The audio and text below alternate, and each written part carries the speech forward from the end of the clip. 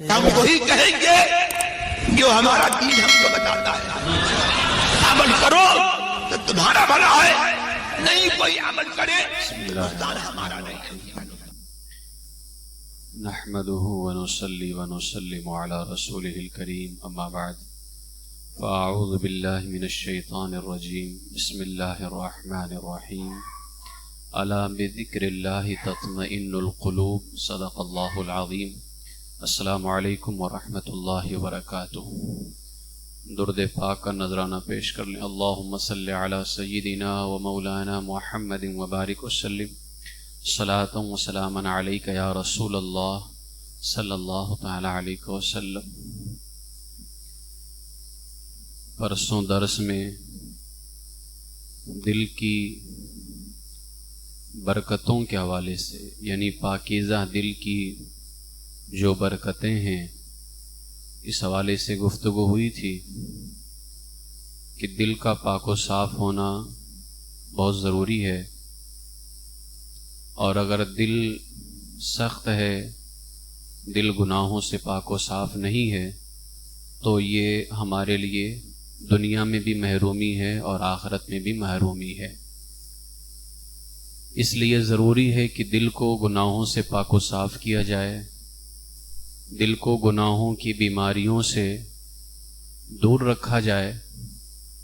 اب بیماریاں دل کی تو بے شمار ہیں اور اس کے علاج بھی بہت زیادہ ہیں، لیکن یہاں پر دل کی چار بیماریاں میں بیان کرتا ہوں، جس کو امام غزالی رضی اللہ تعالیٰ عنہ نے منہاج العابدین کے اندر خلاصہ کرتے ہوئے آپ نے فرمایا کہ دل کی تو بے شمار بیماریاں ہیں، لیکن دل کی سختی کے 4 اسباب ہوتے ہیں. یعنی دل سخت ہوتا ہے 4 بیماریوں کی وجہ سے. اگر آدمی ان سے بچ جائے تو انشاءاللہ تعالیٰ اس کا دل صاف ہو جائے گا. وہ 4 بیماریاں کون سی ہیں؟ فرماتے ہیں پہلی بیماری دل کی سختی کی لمبی امید ہے. یہ لمبی امید یعنی لمبے عرصے تک زندہ رہنے کا یقین، یا دنیا میں لمبی لمبی امیدیں رکھنا، یہ دل کی سختی کی وجہ ہے. اگر بندہ دل کے اندر لمبی امیدیں رکھتا ہے تو یہ لمبی امید کی جو بیماری ہے یہ اس کے دل کو سخت بنا دیتی ہے. اللہ تعالیٰ نے قرآن مقدس میں فرمایا فَطَالَ عَلَيْهِمُ الْأَمَدُ فَقَسَتْ قُلُوبُهُمْ، پھر ان پر مدت دراز ہوئی تو ان کے دل سخت ہو گئے. لمبی امیدیں ہوئیں تو دل سخت ہو گئے. لہٰذا لمبی امید نیکیوں کے راستے میں بھی رکاوٹ ہے اور ہر برائی کی جڑ ہے اور لا علاج بیماری ہے. بہت ساری بیماریوں کا یہ سبب بھی بنتی ہے لمبی امید. اس لیے لمبی امید اپنے دل سے ختم کریں، اور امید کو ختم کرنے کا بہترین طریقہ موت کو یاد کرنا ہے. موت سے بہتر امیدوں کو ختم کرنے والی کوئی چیز نہیں ہے. ایک روز میرے آقا علیہ الصلوۃ والسلام حضرت اسامہ کو 1 مہینے کے ادھار پر سودا خریدتے دیکھا کہ حضرت اسامہ رضی اللہ تعالیٰ عنہ 1 مہینے کے ادھار پر سودا خرید رہے تھے. تو حضور علیہ الصلوۃ والسلام نے فرمایا کہ کیا تم اسامہ پر تعجب نہیں کرتے کہ 1 ماہ کے لیے خریداری کر رہے ہیں؟ صحابہ سے فرمایا کیا تم اسامہ پر تعجب نہیں کرتے کہ 1 ماہ کے لیے خریداری کر رہے ہیں؟ اللہ کی قسم، میرے آقا علیہ السلام نے فرمایا اللہ کی قسم میرا حال تو یہ ہے جب میں زمین پر قدم رکھتا ہوں تو گمان کرتا ہوں کہ قدم اٹھانے سے پہلے موت آ جائے گی.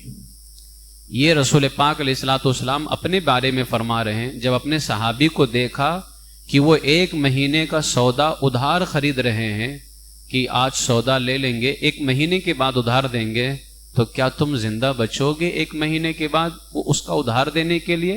حضور علیہ السلام فرماتے ہیں اللہ کی قسم میرا حال تو یہ ہے کہ جب میں زمین پہ قدم رکھتا ہوں تو گمان کرتا ہوں کہ قدم اٹھانے سے پہلے موت آ جائے گی، اور جب بھی میں لقمہ منہ میں ڈالتا ہوں تو گمان کرتا ہوں کہ نگلنے سے پہلے موت آ جائے گی. یہ میرے آقا علیہ الصلوۃ والسلام کا اپنا حال ہے. تو لمبی امیدوں کو ختم کرنے کا موت سے بہتر کوئی طریقہ نہیں ہے۔ امام غزالی رضی اللہ تعالیٰ عنہ نے ارشاد فرمایا ہے کہ دنیا میں بندے کو کتنا وقت ملتا ہے، آخر یہ کتنی لمبی امیدیں رکھ رہا ہے، اس کو وقت کتنا ملا ہے؟ اس لیے کہ لمبی امیدوں کے لیے وقت بھی لمبا چاہیے۔ آخر بندہ اتنی لمبی امیدیں کر رہا ہے تو اس کو دنیا میں وقت کتنا ملا ہے؟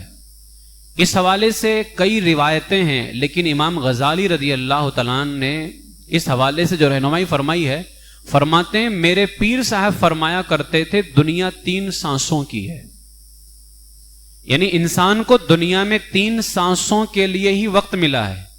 انسان کے پاس صرف اتنا وقت ہے کہ وہ 3 سانس لے سکے، تو فرماتے میرے پیر صاحب فرماتے تھے دنیا 3 سانسوں کی ہے، ایک سانس جو تم لے چکے، جو کرنا تھا کر چکے، اب اس کا تو کوئی مسئلہ ہی نہیں ہے، اگر تم نے اچھا کیا ہے تو بہتر بدلہ پاؤ گے، اور اگر برا کیا ہے تو اب تمہارے لیے وہ خسارہ ہے۔ تو ایک سانس تو وہ جو تم لے چکے، جو کرنا تھا کر چکے، فرمایا دوسری سانس وہ ہے جو تم ابھی لے رہے ہو، اور تیسری سانس وہ ہے جو ابھی آنی ہے۔ تو ایک سانس تو گزر چکی ہے، تم نے اچھا کیا یا برا کیا کچھ پتا نہیں، ایک سانس وہ جو ابھی لے رہے ہو، اور تیسری سانس وہ ہے جو ابھی آنی ہے، اور وہ تیسری کا حال یہ ہے کہ تمہیں اس کی خبر نہیں ہے۔ تیسری سانس کا حال یہ ہے کہ تمہیں اس کی خبر نہیں ہے، نہ جانے وہ تیسری سانس لے بھی سکو گے یا نہیں لے پاؤ گے۔ فرماتے بس یہی 3 سانس ہے، اس تیسری سانس میں موت تمہیں دبوچ لے گی یا چھوڑ دے گی، تمہیں اس کا علم نہیں ہے۔ فرماتے ہیں خلاصہ یہ ہوا ایک سانس تو تمہاری گزر چکی ہے، 3 ہی سانسوں کا وقت ہے، ایک گزر چکی ہے، تیسرے کا تمہیں پتہ نہیں۔ فرماتے تمہارے پاس تمہاری زندگی کا وقت صرف ایک سانس کے برابر ہے، میرے عزیزو جو کرنا ہے کر لو، صرف ایک سانس کا وقت ہے۔ یہ سیدنا امام غزالی، اسی لیے ہمارے ایک بڑے عالم نے فرمایا تھا اگر اپنی زندگی میں سدھار لانا چاہتے ہو تو انہوں نے 4 اکابر کے نام لیے کہ ان کی کتابیں پڑھو۔ ان 4 میں سے مجھے ایک کا نام یاد نہیں ہے، 3 کا نام یاد ہے، ایک امام غزالی، دوسرے امام جلال الدین سیوطی، اور تیسرے میرے آقا امام اہل سنت اعلی حضرت علیہ الرحمہ۔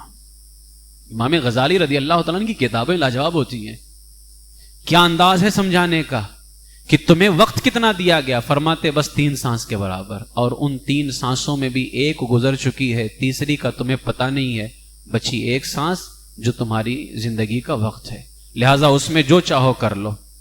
اور آپ دیکھ لینا آپ کے سامنے بھی، آپ معاشرے میں رہتے ہیں، کبھی کبھار اچھا خاصا آدمی آپ کے ساتھ بیٹھ کر کے ناشتہ کر رہا ہے، ناشتہ کرتے کرتے انتقال ہو جاتا ہے، اچھا خاصا تھا، کوئی بیماری نہیں تھی۔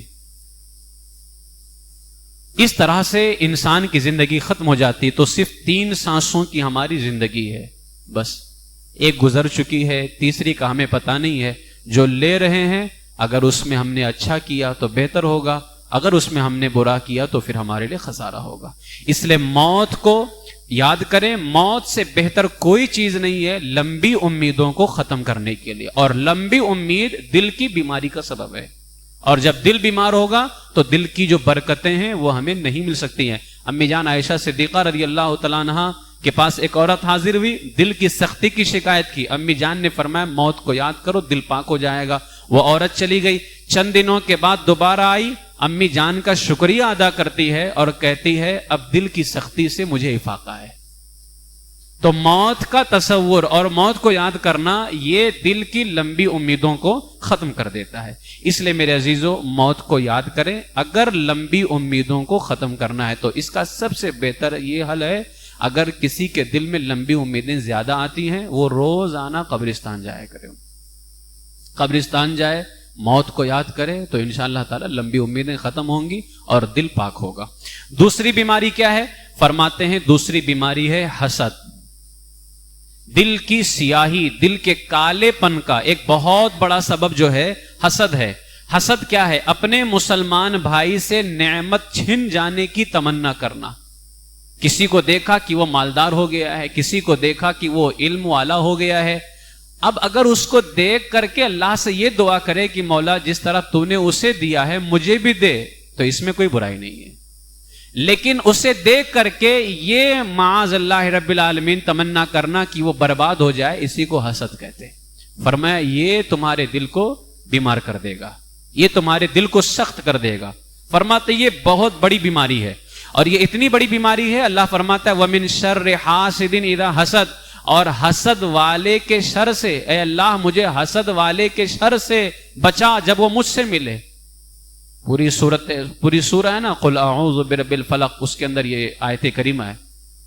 اب اس کے اندر آپ دیکھ لیں اللہ تبارک و تعالی نے حسد کرنے والے کو شیطان کے ساتھ ملایا کہ شیطان سے بھی پناہ مانگنے کا حکم دیا گیا ہے اور اس سے بھی پناہ مانگنے کا حکم دیا گیا ہے جو حسد کرتا ہے.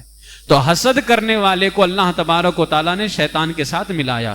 حدیث پاک میں آیا کہ حسد نیکیوں کو ایسے کھا جاتا ہے جیسے آگ سوکھی لکڑی کو جلا دیتی ہے. اسی لیے امام غزالی رضی اللہ تعالیٰ عنہ فرماتے ہیں حسد بے چینی اور غم و فکر میں مبتلا کر دیتا ہے. حسد کی وجہ سے انسان ذلت کی لعنت میں گرفتار ہو جاتا ہے. حسد دل کو اندھا کر دیتا ہے، یہاں تک کہ حسد اللہ کے احکام سننے اور سمجھنے کی صلاحیت بھی ختم کر دیتا ہے. حسد کوئی معمولی چیز نہیں ہے، حسد ایسی چیز ہے کہ بندہ کبھی کبھار کافر ہو جاتا ہے. قرآن مقدس میں اللہ تعالیٰ نے فرمایا بئس ما اشتروا به انفسهم ان يكفروا بما انزل الله بغيا ان ينزل الله من فضله على من يشاء من عباده. انہوں نے اپنی جانوں کا کتنا برا سودا کیا کہ جو اللہ نے نازل فرمایا ہے اس کا انکار کر رہے ہیں اس حسد کی وجہ سے کہ اللہ نے اپنے فضل سے اپنے جس بندے پر چاہتا ہے وہی نازل فرماتا ہے. اس آیت کا مطلب کیا ہے؟ تو مفسرین فرماتے ہیں یہودی جو تھے بنی اسرائیل والے، انبیاء کرام سارے بنی اسرائیل کے اندر آئے، بنی اسرائیل میں آئے. یہودیوں کی خواہش تھی کہ آخری نبی بھی بنی اسرائیل میں آئے، یعنی اللہ نے جس طرح نبیوں کو بنی اسرائیل میں بھیجا اسی طرح نبوت ختم بھی بنی اسرائیل کے اندر کرے، یہ یہودیوں کی خواہش تھی.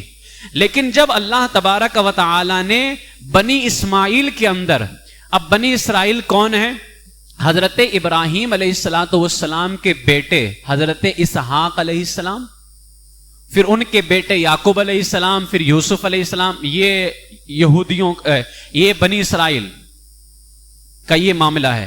اور ادھر بنی اسرائیل جو ہے بنی اسرائیل کہلاتے ہیں، اور یہ بنی اسماعیل حضرت اسماعیل علیہ السلام جو حضرت ابراہیم علیہ السلام کے بیٹے ہیں، ان کی اولاد میں اللہ تعالیٰ نے ہمارے آقا علیہ السلام کو پیدا فرمایا. تو جب اللہ تبارک و تعالی نے نبوت کا جو منصب ہے اور وہ بھی خاتم النبیین، رسولوں کے سردار، جب اللہ تعالیٰ نے یہ منصب بنو اسماعیل کے اندر اسماعیل کی اولاد میں رکھ دیا تو وہ حسد کی وجہ سے یہودیوں نے کیا کیا؟ حضور پر نازل ہونے والی کتاب قرآن پاک کا انکار کر دیا. انہوں نے حسد کی وجہ سے کہ نبی ہمارے خاندان میں آتے رہے، بنو اسرائیل میں آتے رہے، یہ بنو اسماعیل میں کیسے چلے گئے؟ حسد کی وجہ سے قرآن کا انکار کر دیا. مجھے بتائیے اس کی وجہ سے وہ کافر ہوئے کہ نہیں کافر ہوئے؟ امام غزالی فرماتے میرے عزیزو حسد کو معمولی نہ سمجھنا، حسد انسان کو کافر بنا دیتی ہے. اس کا یہ مطلب بھی نہیں کہ ہر حسد کرنے والا کافر ہو گیا ہے، لیکن حسد ایسی بیماری ہے جو بندے کو کفر تک کے، بتاؤ جب یہ اتنی بڑی بیماری ہے جو کفر تک کے لے جا رہی ہے تو کیا یہ بیماری تمہارے دل کو سخت نہیں کر سکتی ہے؟ یقیناً تمہارے دل کو سخت بنا دے گی. اس لیے فرماتے اگر دل کو سختی سے بچانا ہے تو حسد کو دور کرو، حسد کو اپنے آپ سے جو ہے نا دل کے اندر مت رکھو. میرے آقا فرماتے آدمی کے دل میں یا تو ایمان ہوگا یا تو حسد ہوگا. ایمان اور حسد میرے آقا فرماتے ایک آدمی کے دل میں جمع نہیں ہو سکتے. اگر آپ کے اندر حسد ہے، میرے اندر حسد ہے، میں صرف آپ کو نہیں کہہ رہا، میں اپنی بھی بات کر رہا ہوں، اگر ہمارے دل میں حسد ہے تو پھر ہمیں اللہ رب العزت سے رو رو کر کے دعا کرنی چاہیے کہ مولا ہمارے دل سے حسد کی بیماری کو دور کرے. اس لیے کہ جب یہ حسد کی بیماری ہمارے دل میں ہوگی تو ایمان کی چاشنی اور ایمان کی لذت نہیں ہوگی. اس لیے کہ فرمان مصطفیٰ صلی اللہ علیہ وسلم ہے ایمان اور حسد دو ایک دل میں جمع نہیں ہو سکتے، یا تو حسد ہوگا یا تو پھر ایمان کے. اب بندہ کہتا ہے میں تو فلاں بندہ حسد کرتا ہے پھر مومن ہے. مومن ہونا اور ہے، مومن کی لذت کو محسوس کرنا اور ہے. مومن ہونا اور ہے، اس کی لذت کو محسوس کرنا اور ہے. جیسے حضور علیہ الصلوۃ والسلام نے کیا فرمایا، گناہ اگر ایمان کی لذت آپ کے پاس ہوگی نا تو حضور علیہ الصلوۃ والسلام نے فرمایا معمولی سا رائی کے برابر بھی اگر مومن گناہ کر لے تو اس کو اتنا بھاری لگتا ہے جیسے اس کے اوپر پہاڑ گر گیا ہے. یعنی اس مومن کو رائی کے دانے کے برابر گناہ ایسا محسوس ہوتا ہے جیسے کہ پہاڑ گر گیا ہو. لیکن منافق گناہ پہ گناہ کرتا رہے، اس کو پتے کے برابر بھی بوجھ محسوس نہیں ہوتا ہے. یہ ہے ایمان کی لذت کا معاملہ. اگر ایمان کی لذت ہوگی، ایمان کی چاشنی ہوگی، تب تو معمولی سا گناہ بھی ہمیں پہاڑ جیسا لگے گا. تو اب اگر کوئی بندہ کہے یار فلاں حسد بھی کرتا ہے، مومن بھی ہے، تو ہے مومن، ہم اسے کافر نہیں کہتے، لیکن اس کے پاس ایمان کی لذت نہیں ہے، ایمان کی چاشنی نہیں ہے. اور اللہ تعالیٰ وہ ایمان چاہتا ہے جس ایمان سے تمہیں لذت ملے، جس ایمان سے چاشنی ملے. اس لیے حسد کی بیماری کو دور کرے. تیسری بیماری امام غزالی رضی اللہ تعالیٰ عنہ فرماتے ہیں جلد بازی. جلد بازی کیا ہے؟ یہ بھی دل کی سختی میں بہت بڑا سبب ہے. جلد باز، کوئی بھی کام بغیر سوچے سمجھے جلد بازی کرنا. اب امام غزالی رضی اللہ تعالیٰ عنہ فرماتے ہیں جلد بازی دو طرح دل کے بگاڑ اور اصلاح میں ناکامی کا سبب بنتے. یا تو دل بگاڑ دے گی یا اصلاح کر دے گی. دو طرح سے فرماتے. ایک تو اس طرح کہ دل کی اصلاح کے لیے وقت درکار ہے، وقت چاہیے ہمیں دل کی اصلاح کے لیے. اگر کسی ولی کامل کی نگاہ عنایت نصیب ہو جائے تب تو ایک پل میں ہی دل سدھر جائے گا، تو معاملہ الگ ہے. وہ اگر کسی ولی کامل کی نگاہ عنایت ہو جائے تب تو ایک پل میں دل سدھر جائے گا.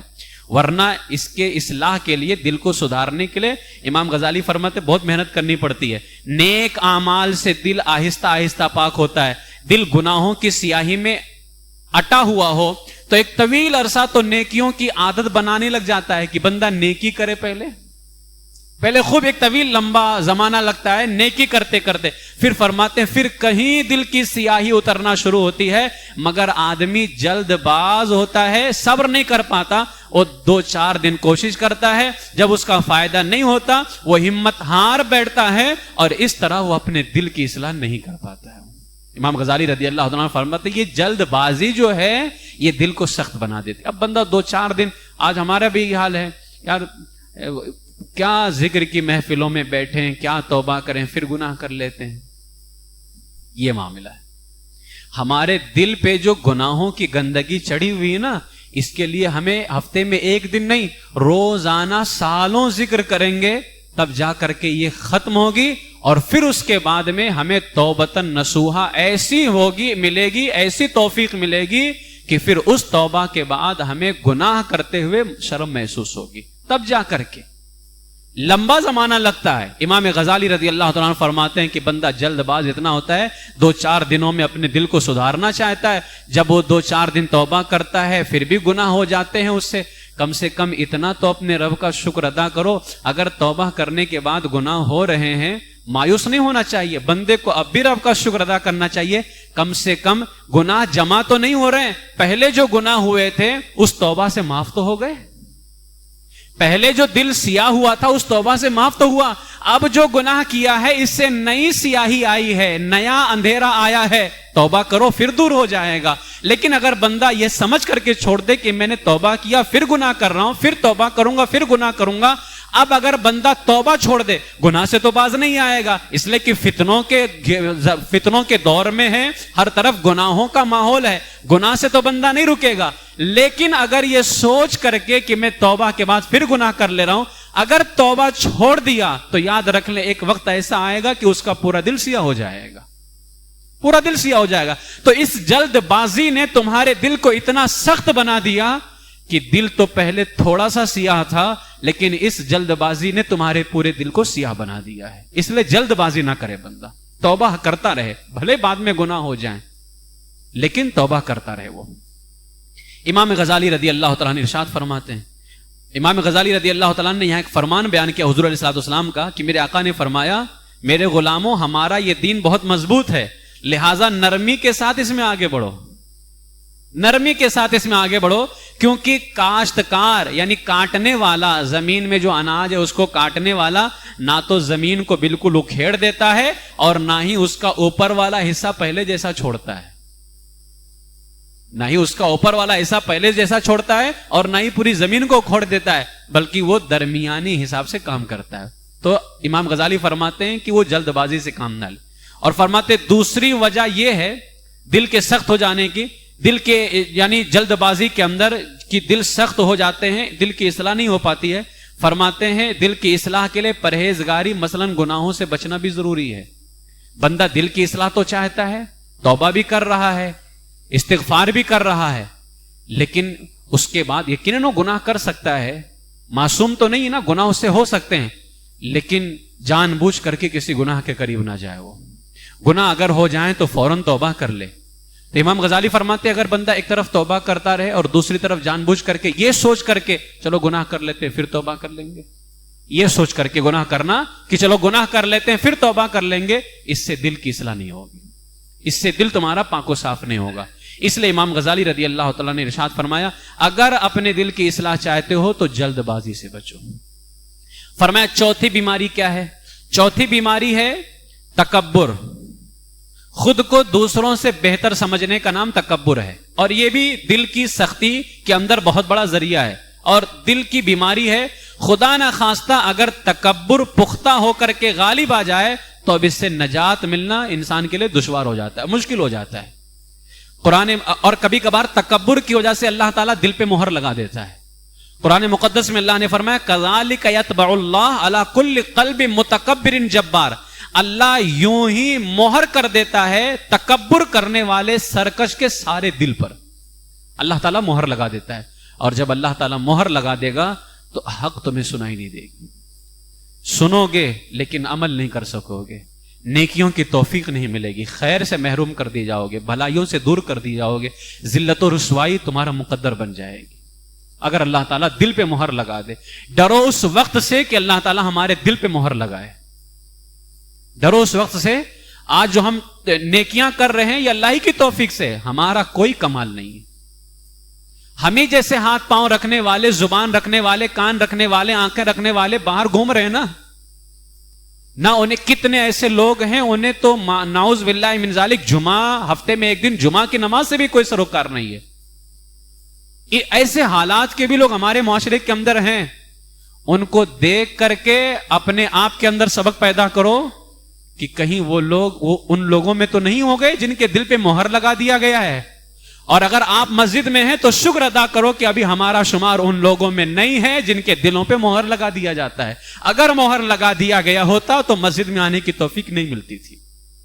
تو فرمایا تکبر سے اللہ تعالیٰ دل پہ مہر لگا دیتا ہے۔ امام غزالی فرماتے ہیں اس لیے ضروری ہے کہ بندہ تکبر سے ہمیشہ بچتا رہے۔ میرے آقا نے فرمایا من تواضع للہ رفعہ اللہ، جو اللہ کے لیے عاجزی کرتا ہے اللہ اسے بلندی عطا فرما دیتا ہے۔ اس لیے دل کی یہ جو 4 سختی کے بنیادی اسباب بیماریاں بیان کی امام غزالی فرماتے ویسے تو بے شمار بیماریاں ہیں، بے شمار، اور ان کا تعلق جو ہے وہ مہلکات سے ہے، یعنی ہلاک کر دینے والی چیزوں سے ہے۔ اب وہ ہلاک کر دینے والی چیزیں تو بے شمار ہیں، اسی لیے فرمایا گیا نا کہ آپ غیبت کے بارے میں پڑھیں، چغلی کے بارے میں پڑھیں، برائیوں کے بارے میں پڑھیں، کیونکہ یہ چیزیں ہلاک کر دینے والی ہیں، یہ چیزیں دل کو بیمار کر دینے والی ہیں۔ لیکن امام غزالی فرماتے اگر بندہ پورا نہ پڑھ پائے تو صرف یہ 4 بیماریاں جو بہت ہی اصل ہیں، لمبی امیدیں، حسد، جلد بازی اور تکبر، اگر ان 4 سے بچ گئے تو انشاءاللہ تبارک و تعالی امام غزالی رضی اللہ تعالیٰ عنہ فرماتے ہیں کہ اللہ تبارک و تعالی اسے پاکیزہ دل عطا فرمائے گا، اسے پاکیزہ دل۔ اور بندے کو اگر پاکیزہ دل مل جائے تو اس کی اتنی برکت ہوتی ہے، اتنی برکت ہوتی ہے، اور فکر آخرت بھی بندہ کرے، فکر آخرت سے بھی دل پاک ہوتا ہے، اس لیے کہ جب آخرت کی فکر کرے گا یقیناً اس کو تصور آئے گا سب ختم ہو جائے گا، باقی رہنے والی آخرت ہی ہے، وہی زندگی جو ہمیشہ باقی رہے گی۔ حضرت حسن بصری رضی اللہ تعالیٰ عنہ، خواجہ حسن بصری جن کو امام حسن بصری بھی کہتے ہیں، سلسلے چشتیہ کا جو شجرہ ہے وہ خواجہ حسن بصری سے آتا ہے۔ خواجگان چشت کا سلسلہ، ہم قادری سلسلہ کا تو امام حسین رضی اللہ تعالیٰ عنہ کے واسطے سے آتا ہے، امام حسن، امام حسین، امام زین العابدین وغیرہ، خواجگان چشت کا جو شجر سلسلہ ہے مولائے کائنات کے بعد میں خواجہ حسن بصری کا آتا ہے، جو بصرہ کی سرزمین پر آرام فرمائے۔ حضرت حسن بصری رضی اللہ تعالیٰ تابعی بزرگ ہیں، کئی صحابہ کی زیارت کی، مولائے کائنات سے انہوں نے وضو وغیرہ کا طریقہ سیکھا ہے، خاص فیض حاصل کیا مولائے کائنات سے، اور بڑے خوف خدا والے، عاجزی انکساری والے، اللہ نے ان کی زبان میں بڑی تاثیر رکھی تھی۔ مولا علی نے حکم دیا تھا کوفہ سے سب کے ممبر ہٹا دیے جائیں، صرف خواجہ حسن بصری کا ممبر باقی رہے، صرف حسن بصری کا ممبر باقی رہے۔ ایک بار یہ بیان کر رہے تھے، مولائے کائنات گزرے اور سن کر کے بیان فرماتے ہیں سبحان اللہ، یہ صدیق کا کلام ہے، امام حسن بصری کے بارے میں۔ اب یہ میں بات کیوں کر رہا ہوں؟ کیونکہ انہوں نے جو بات بیان کی ہے امام حسن بصری نے، اب یہ بندہ، یہ ذات وہ ذات ہے جن کے بارے میں مولا علی فرماتے یہ صدیق ہے، اور جسے مولا علی صدیق کہیں وہ معمولی آدمی نہیں، وہ معمولی ذات نہیں ہے۔ حضرت امام حسن بصری رضی اللہ تعالیٰ عنہ کو کہیں جانا تھا، دریائے دجلہ کے کنارے تشریف لائے، دریا پار کرنے کے لیے کشتی کا انتظار کرنے لگے، اتنے میں حضرت حبیب اجمی رحمت اللہ تعالیٰ علیہ آ گئے۔ حبیب اجمی آئے، انہوں نے پوچھا حضور کہاں جانے کا ارادہ ہے؟ یہ حضرت حبیب اجمی جانتے ہو کون ہے؟ حضرت حسن بصری کے شاگرد ہیں، خواجہ حسن بصری کے شاگرد ہیں۔ آئے، دیکھا استاذ کھڑے ہیں دریا پار کرنے کے لیے، پوچھا حضور کہاں جانا ہے؟ فرمایا دریا پار جانا ہے، کشتی کا انتظار کر رہا ہوں۔ حضرت خواجہ حسن بصری نے کیا فرمایا؟ دریا پار جانا ہے، کشتی کا انتظار کر رہا ہوں۔ تو حضرت حبیب اجمی شاگرد ہیں، فرمایا حضور اللہ پر توکل کیجئے اور دریا پار کر لیجئے، اللہ پر توکل کیجئے اور دریا پار کر لیجئے۔ یہ کہہ کر کے حضرت حبیب اجمی پانی کے اوپر چلتے ہوئے دریا کے دوسرے کنارے چلے گئے۔ اب ہیں وہ استاذ، مولا کائنات کے خلیفہ ہیں، صدیق ہیں، جس کو صدیق مولا علی نے فرمایا ہے، وہ کھڑے ہوئے ہیں۔ حضرت حبیب اجمی نے فرمایا حضور اللہ پر بھروسہ کیجئے اور دریا پار کر لیجئے، کہہ کر کے خود ہی پانی کے اوپر چلتے ہوئے دریا کے دوسرے کنارے چلے گئے۔ امام حسن بصری نے یہ منظر دیکھا تو غش کھا کر کے زمین پر آ گئے۔ جب ہوش آیا لوگوں نے بے ہوشی کی وجہ پوچھی، فرمایا حبیب اجمی نے علم مجھ سے سیکھا، آج جب میں نے اسے بغیر کشتی کے دریا پار کرتے دیکھا تو مجھے قیامت کا منظر یاد آ گیا کہ قیامت کے دن جہنم کے پل پر پل صراط رکھ دیا جائے گا، اس سے گزرنے کا حکم ہوگا۔ اگر وہاں بھی ایسے ہی ہوا، لوگ پل صراط سے گزر گئے، میں محروم رہ گیا تو پھر میرا کیا بنے گا؟ اتنا کہا پھر دوبارہ بے ہوش ہو گئے۔ یعنی تصور ذرا دیکھیں، حسد نے پیدا کیا کہ یہ مجھ سے پڑھا ہے اور اتنا آگے چلا گیا، لیکن جب دیکھا آگے جاتے ہوئے تو وہ منظر قیامت کا یاد آیا کہ افسوس کہیں ایسا میرے ساتھ بھی نہ ہو جائے، میں کھڑا رہ جاؤں اور لوگ پل صراط پار کر کے چلے جائیں۔ یہ ان کے ذہن کے اندر آیا، یہ ان کا تصور پیدا ہوا۔ چند دن کے بعد میں امام حسن بصری کی حضرت حبیب اجمی سے دوبارہ ملاقات ہو گئی۔ جب ملاقات ہوئی نا، امام حسن بصری نے پوچھا حبیب یہ تو بتاؤ تم کو یہ رتبہ کیسے ملا ہے؟ یہ رتبہ تمہیں کیسے ملا کہ تم نے اللہ پر بھروسہ کیا، دریا بغیر کشتی کے پار کیا، یہ رتبہ کیسے ملا؟ اب ذرا جو میں کہنا چاہتا ہوں، ابھی جو میری گفتگو ہوئی ہے امام غزالی رضی اللہ تعالیٰ عنہ کے حوالے سے، حضرت حبیب اجمی فرماتے ہیں حضور میں دل کی اصلاح کرتا رہتا ہوں، دل کی اصلاح کرتا رہتا ہوں۔ یہ سن کر کے امام حسن بصری نے عاجزی کرتے ہوئے فرمایا افسوس لوگوں نے میرے علم سے فائدہ اٹھایا مگر میں اپنے لیے کچھ نہ کر سکا، لوگوں نے میرے علم سے فائدہ اٹھایا مگر میں کچھ نہ کر سکا۔ یہاں پر میں زیادہ گفتگو نہیں کرنا چاہتا۔ امام حسن بصری کے شاگرد ہیں حضرت حبیب اجمی رحمت اللہ تعالی، اور حضرت حسن بصری کا کوئی معمولی مقام و مرتبہ نہیں ہے۔ جو کچھ حضرت حبیب اجمی کو ملا ہے یہ فیضان ہے خواجہ حسن بصری کا، استاذ کا ہی فیضان ہے۔ اس کے باوجود حضرت حبیب اجمی کو دیکھ کر کے اپنے آپ کے اندر اترائے نہیں، تکبر یا حسد پیدا نہیں کیا، جبکہ خود بھی با کرامت ولی ہیں، صدیق ہیں، تابعی بزرگ ہیں. میرے آقا اعلی حضرت فرماتے ہیں صحابیت ہوئی پھر تابعیت، بس آگے قادری منزل ہے یا غوث. یعنی اس منصب کو جو حسن بصری کا ہے وہاں تو غوث اعظم بھی نہیں پہنچ سکتے ہیں. یہ مقام و مرتبہ ہے حضرت خواجہ حسن بصری کا، اور با کرامت ولی ہیں. ایک روز آپ کو دیکھا گیا خواجہ حسن بصری کو، آپ نماز پڑھنے کے لیے پانی پر جائے نماز بچھا رہے تھے، یعنی مصلی بچھا رہے تھے اور اس پر نماز پڑھ رہے تھے. خواجہ حسن بصری کا یہ حال ہے. سفر حج کے دوران آپ نے قافلے والوں کو کھجوریں عطا فرمائیں. کھجور سفر کے دوران ہے، حضرت خواجہ حسن بصری نے قافلے والوں کو کھجوریں عطا فرمائیں. تو قافلے والوں نے جب وہ کھجوریں کھائیں جو قافلے والوں کو حسن بصری نے دیا تھا، اندر سے جو گھٹلیاں نکلی وہ سونے کی نکلی ہیں. وہ یہ مقام ہے خواجہ حسن بصری کا. لیکن اس کے باوجود بھی جب اپنے ہی شاگرد کا یہ کمال دیکھا تو اپنے اندر تکبر پیدا نہیں کیا، حسد پیدا نہیں کیا. اس لیے امام غزالی نے فرمایا حسد یہ بیماری ہے جو تمہارے دل کو سخت بنا دے گی. بلکہ حضرت حسن بصری رضی اللہ تعالیٰ نے فکر آخرت کیا، آخرت کو یاد کیا، اور پھر اپنے بارے میں فرمایا افسوس مجھ سے علم سیکھنے والوں نے مقام حاصل کر لیا لیکن میں اپنے لیے کچھ نہ کر سکا. اس لیے میرے عزیزوں، ہم سب کو دل کی اصلاح چاہیے. یقیناً مجھے بھی دل کی اصلاح کی ضرورت ہے، آپ کو بھی ضرورت ہے. اس لیے کہ دل کی سختی ہمارے رب سے ہمیں دور کر دے گی، ہمارے آقا علیہ الصلوۃ والسلام سے ہمیں دور کر دے گی. اور جو ہمیں ہمارے رب سے دور کرے، ہمارے آقا سے دور کرے، یقیناً یہ ہمارے لیے بہتر چیز نہیں ہے. اس لیے دل کی اصلاح کریں. دل کی سختی کی جو 4 بیماریاں ابھی بیان کی گئی ہیں، کم سے کم انہی کو دور کر دیں. لمبی امیدیں، حسد اور تکبر ہے، اور ایک چیز کیا بیان ہوئی ہے؟ جلد بازی. لمبی امیدیں، حسد، تکبر، جلد بازی، یہ 4 بیماریاں بھی اگر ہمارے اندر سے ختم ہو گئیں تو انشاءاللہ تعالی ہمارے دل کی اصلاح ہوگی. اللہ تبارک و تعالی تمام بیماریوں سے، خاص طور سے ان 4 بیماریوں سے اللہ تعالی ہمارے دل کی اصلاح فرمائے.